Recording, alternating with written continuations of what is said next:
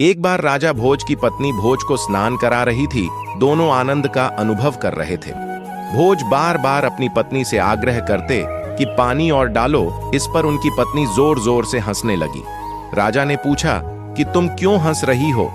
इस पर उसने कहा कि ये बताने की बात नहीं है, लेकिन राजा अंग गया कि तुम्हें बताना होगा।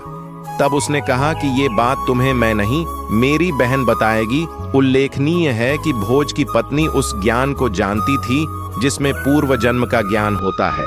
उसकी बहन भी इस ज्ञान को जानती थी, पर क्योंकि इस ज्ञान का संसार के नातों से कोई संबंध नहीं होता, इसलिए कितना भी सगा हो उसे ये ज्ञान नहीं बताते। बताने पर यह ज्ञान नियम विरुद्ध हो जाने से चला जाता है। राजा भोज अपनी भारी जिज्ञासा के चलते अपनी साली के घर पहुंचा। वहां उस वक्त कोई कार्यक्रम चल रहा था, अतः राजा बात न पूछ सका। फिर फुर्सत मिलते ही राजा ने वह प्रश्न अपनी साली से कर दिया। तब उसने कहा कि तुम्हारी बहन ने कहा है कि बार बार पानी डालने की बात पर हंसने का रहस्य मेरी बहन बताएगी।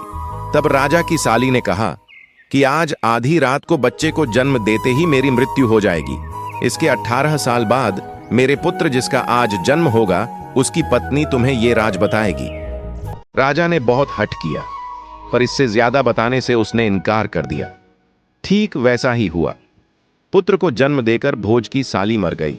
राजा ने 18 साल तक बेसब्री से इंतजार किया, और फिर वो दिन आ ही गया जब उस पुत्र का विवाह हुआ।